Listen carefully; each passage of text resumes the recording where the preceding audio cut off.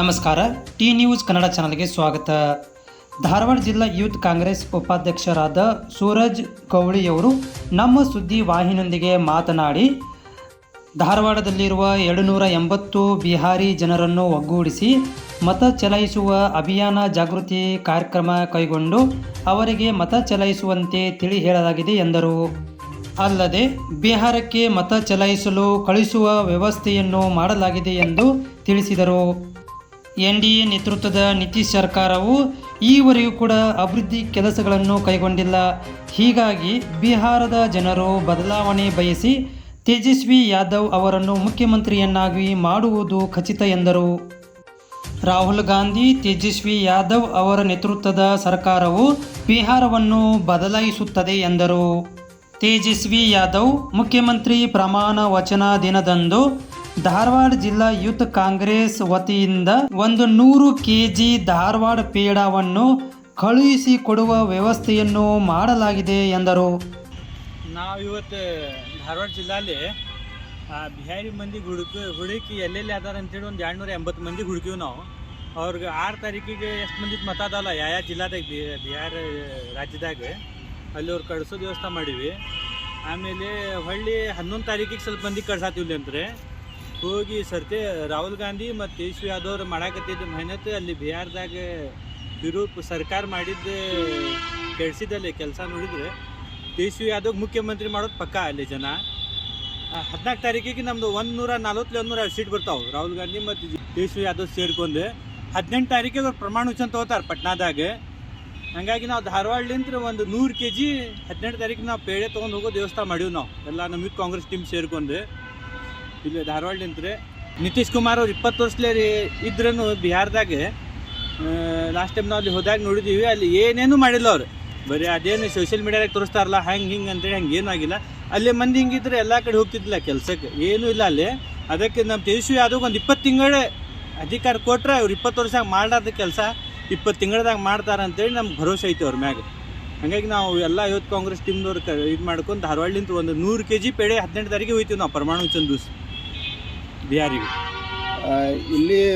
ಅಲ್ಲಿ ಓಟರ್ಸ್ ಇಲ್ಲ ಅದಾರ ಕೆಲಸ ಮಾಡೋರು. ಇಲ್ಲಿ ಬಿಹಾರಿ ಮಂದಿ ಅಲ್ಲಿ ಕೆಲಸ ಚಾದರ್ ಮಾರೋರು, ದೊಡ್ಡ ಸೆಂಟ್ರಿಂಗ್ ಬಾರ್ಬಿಳಿಂಗ್ ಕೆಲಸ ಮಾಡೋರು ಎಲ್ಲೆಲ್ಲಿ ಅದಾರ ನಾವು ಗುರ್ತಿಸಿ ಅಡ್ಡಾಡಿ ಅವ್ರು ಹೋಗಿ ಓಟ್ ಹಾಕಿರ್ಲಿ ಅಂತೇಳಿ ಜಾಗೃತಿ ಮಾಡಾಕತ್ತೀವಿ. ಎಷ್ಟು ಮಂದಿ ಅದಾರ ಈಗ 280 ಮಂದಿ ಹುಡುಕಿವ್ರಿಗೆ ನಾವು 280 ಮಂದಿ ಅವ್ರ ಮನೆ ಎಲ್ಲೆಲ್ಲ ಅದಾರ ಅಲ್ಲಿ ಹೋಗಿ ನೀವು ಎಲ್ಲ ಮತ ಜಾಗೃತಿ ಮಾಡಾಕತ್ತೀರಿ. ಹೌದೌದು ಹೋಗಿ ಓಟ್ ಹಾಕಿದ್ ಮಾಡ್ರಿ ಅಂತ. ಯಾಕಂದ್ರೆ ಒಂದೊಂದು ಮತ ಭಾಳ ಇಂಪಾರ್ಟೆಂಟ್.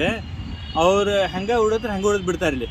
ಅದಕ್ಕೆ ಅವ್ರಿಗೆ ಹೋಗಿ ಅಲ್ಲಿ ಮತ ಹಾಕ್ರಿ ಅಂತ ಹೇಳಿ 6 ತಾರೀಕಿಗೆ ಯಾವ್ಯಾವ ಜಿಲ್ಲಾದಾಗ ಇಲೆಕ್ಷನ್ ಅದ ಮೊದಲು ಅವ್ರು ಕಳಿಸ್ತೀವಿ. ಆಮೇಲೆ 11 ತಾರೀಕಿಗೆ ಸ್ವಲ್ಪ ಮಂದಿ ಹೋಗೋರು ಅದಾರ ಅದ್ರಾಗ. ಹಾಗಾಗಿ ಸರ್ತಿ ತೇಜಸ್ವಿ ಯಾದವ್ ಅವ್ರು ಮುಖ್ಯಮಂತ್ರಿ ಮಾಡ್ಬೇಕಂತ ಆಸೆ ಎಲ್ಲಾರ್ದು. ಬಿಹಾರ ಬದಲಾವಣೆ ಆಗ್ಬೇಕಂದ್ರೆ 100% ಆಗ್ತೈತ್ರಿ ಬಿಹಾರ. 18 ತಾರೀಕು ತೇಜಸ್ವಿ ಯಾದವ್ ಮುಖ್ಯಮಂತ್ರಿ ಪ್ರಮಾಣ ವಚನ ತೊಗೊಳೋದು ಪಕ್ಕ ಅಲ್ಲಿ. ಸರ್, ಈಗ ಬಿಹಾರ ಇಲೆಕ್ಷನ್ ಒಳಗೆ ಮೋದಿಜಿ ಮತ್ತು ಅಮಿತ್ ಶಾ ಅವ್ರ ಫೀಲ್ಡಿಗೆ ಇಳಿದಾರ. ಏನು ಆಗ್ತದ ಬಿಹಾರ ಇಲೆಕ್ಷನ್? ಅವ್ರಿಗೆ ಮೋದಿಜಿ ಅವ್ರಿಗೆ ಅಷ್ಟೇ 2014 ಅವ್ರಿಗೆ ಅಧಿಕಾರದಾಗ ಬರೋ ಮುಂದೆ ಅವ್ರು ಏನಂದಿದ್ರೆ ಯುವಕರಿಗೆ 2 ಕೋಟಿ ನೌಕರಿ ಕೊಡ್ತೀನಿ ಅಂದಿದ್ರೆ. 11 ವರ್ಷದಾಗ 22 ಕೋಟಿ ಯುವಕರಿಗೆ ನೌಕರಿ ಸಿಗ್ತಿತ್ತು ಇನ್ನೂ ಮಟ್ಟ. ಅದು ಬಿಹಾರದಾಗ ಅವ್ರು ಸಭೆದಾಗ ಹೇಳಲಿಲ್ಲ ಅದು ವಿಷಯ ಯಾಕೆ ತಂದಿಲ್ಲ ಅಂದರೆ. ಆಮೇಲೆ 2014 ಹಿಂದಿಂದ ಅವ್ರು ವಿಡಿಯೋ ತೆಗೆದು ನೋಡ್ರಿ, ಪ್ರತಿಯೊಂದು ಭಾಷಣದಾಗ ಅವ್ರು ಏನಂತಿದ್ರೆ ನಾವು ಅಧಿಕಾರದಾಗ ಬಂದ್ರೆ 100 ದಿವಸದಾಗ ಬ್ಲ್ಯಾಕ್ ಮನಿ ತರ್ತೀವಿ, ಬ್ಲ್ಯಾಕ್ ಮನಿ ಇಷ್ಟು ಐತಿ ಇಲ್ಲಿ ತರ್ತೀವಿ ಅಂದಿದ್ರು ಅವ್ರು. 11 ವರ್ಷ ಆತಾದ್ರೆ ಒಂದು ಭಾಷಣದಾಗ ಯಾಕೆ ಹೇಳತ್ತಿಲ್ಲ ಅವು 2 ದೊಡ್ಡ ವಿಷಯ. ಅವ್ರ ಅಧಿಕಾರ ಬಂದಿದ್ದ ಬ್ಲ್ಯಾಕ್ ಮನಿ ಮತ್ತು ಅದು ಇದ್ರ ಮ್ಯಾಗ ನೌಕರಿ 2 ಕೋಟಿ ಕೊಡ್ತೀನಿ ಅಂತೇಳಿ. ಅದು ಒಮ್ಮೆ ಅವ್ರ ಸಭೆದಾಗ ಹೇಳಲಿಲ್ಲ. ನಾವು ಹಿಂಗೆ ಮತ್ತು ಅಂದಿದ್ದೀವಿ 2014 ಮೊದಲೇ. ಈಗ 11 ವರ್ಷದಾಗ ಅವ್ರು 2 ಕೋಟಿ ವರ್ಷ 22 ಕೋಟಿ ಮಂದಿಗೆ ನೌಕರಿ ಸಿಕ್ತಿತ್ತು ನಮ್ದು. ಅದಾಗಿಲ್ಲ. ಆಮೇಲೆ 100 ದಿವಸ ಒಳಗೆ ನಾವು ಬ್ಲ್ಯಾಕ್ ಮನಿ ತರ್ತೀನಿ ಅಂದಿದ್ರೆ ಅವೆಲ್ಲ ಯೂಟ್ಯೂಬ್ದಾಗ ಹೊಡೆದು ನೋಡಿದ್ವಿ ಅವರು 2014 ಅದ್ರ ಬಗ್ಗೆ ವಿಷಯನೇ ಇಲ್ಲ. ನಾನು 100 ದಿವಸದಾಗ ಬ್ಲ್ಯಾಕ್ ಮನಿ ತರ್ತೀನಿ ಅಂತೇಳಿ. ಅಮೇರಿಕಾದಾಗ ಒಬಾಮಾ ಅವರು ಸರ್ಕಾರ ಆದಾಗ ಅವ್ರು ಘೋಷಣೆ ಮಾಡಿದ್ರೆ ನಾ ಬ್ಲ್ಯಾಕ್ ಮನಿ ತರ್ತೀನಿ ಅಮೇರಿಕಾಗ ಅಂತೇಳಿ. ಅವ್ರು ಆದ ಕೂಡಲೇ 100 ದಿವಸದಾಗ ಹೊಸ ಕಾನೂನು ಮಾಡಿ 326 ಮಂದಿ ದುಡ್ಡು ತಂದಾರ ಅವ್ರು ಅಮೇರಿಕಾದವ್ರು ಬ್ಲ್ಯಾಕ್ ಮನಿ. ಇವ್ರು ನಮ್ಮವ್ರು ತರ್ಬೋದಿತ್ತಿಲ್ಲ. ಒಮ್ಮೆ ಯಾರ್ಯಾರು ಬ್ಲ್ಯಾಕ್ ಮನಿ ಐತಿ ಟೋಟಲ್ ಅವ್ರು ಮುಖಾರ ಹೊರಗೆ ಬರ್ತಿದ್ವು. ಅದು ವಿಷಯನೇ ಇಲ್ಲ. ಬಿಹಾರದಾಗ ಮಾತಾಡಲಿ ಅವ್ರು ಬಹಿರಂಗ ಸಭೆದಾಗ ಅದ್ರ ಬಗ್ಗೆ ಜನಾನು ಈ ಸರ್ತಿ ತಿಳ್ಕೊತೈತ್ರಿ. ಅಂದ್ರೆ ಇದು ಬಿಜೆಪಿ ಸೋಲಾಕ ಒಂದು ಕಾರಣ ಆಗ್ತದ. ಕಾಂಗ್ರೆಸ್ ಘಟಬಂಧನ ಹೆಚ್ಚಿಗೆ ಬಹುಮತ ಪಡ್ತದ ಅಂತ ನಿಮ್ಮ ಅಭಿಪ್ರಾಯ? 100%. ಈ ಸರ್ತಿ ಚೇಂಜ್ ಬಯಸ್ತಾರಲ್ಲಿ ಮಂದಿ. ಈ ಕಾಂಗ್ರೆಸ್ ಘಟಬಂಧನ ಬಂತಂದ್ರ ಅಲ್ಲಿನೂ ಗ್ಯಾರಂಟಿ ಸ್ಕೀಮ್ ತರ್ಬೋದಾ ಹೆಂಗೆ? ಅಲ್ಲಿ ಏನು ಅಲ್ಲಿ ಆ ರಾಜ್ಯಕ್ಕೆ ಏನು ಅವಶ್ಯಕತೆ ಇತ್ತಿಲ್ಲ ಅದು ನಮ್ಮ ಇದ್ರಾಗ ಪ್ರಣಾಳಿಕೆದಾಗ ಹಾಕಿವಿ ನಾವು. ಅಲ್ಲಿ ಎಲ್ಲ ಇದ್ದೀವಿ ಬಿಹಾರದಾಗ.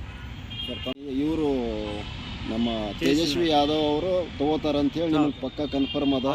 ನೀವು ಎಷ್ಟು ಕೆಜಿ ಪೇಡೆ ಒಯ್ಯಾಗತ್ತೀರಿ? ಧಾರವಾಡ ಠಾಕೂರ್ ಪೇಡಲಿಂತ ಒಂದು 100 kg ಪೇಡ ಒಯ್ಬೇಕಂತ ನಾವು ವಿಚಾರ ಮಾಡಿವ್ರಲ್ಲ ವಿತ್ ಕಾಂಗ್ರೆಸ್ ಟೀಮ್ದವ್ರು ಸೇರ್ಕೊಂಡು. ತಮ್ಮ ಹೆಸರು ಸರ್? ಸೂರಜ್ ಗೌಡ ಅಂತೇಳಿ ವಿತ್ ಕಾಂಗ್ರೆಸ್ ಪ್ರಧಾನ ಇದು ಉಪಾಧ್ಯಕ್ಷರಿನ ಧಾರವಾಡ.